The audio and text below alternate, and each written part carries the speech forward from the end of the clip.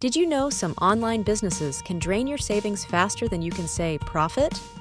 Keep watching to uncover the top 7 worst online businesses to avoid this year. 1. Dropshipping. Oversaturated market with razor-thin margins. 2. Cryptocurrency trading. Volatile and unpredictable, often leading to huge losses. 3. Multi-level marketing.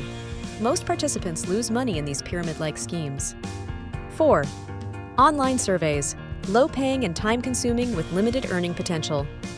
5. Blogging without a niche. Extremely competitive and hard to monetize effectively. 6. Social media management for small businesses. Cutthroat competition and demanding clients.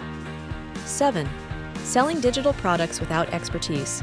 Lack of credibility leads to poor sales.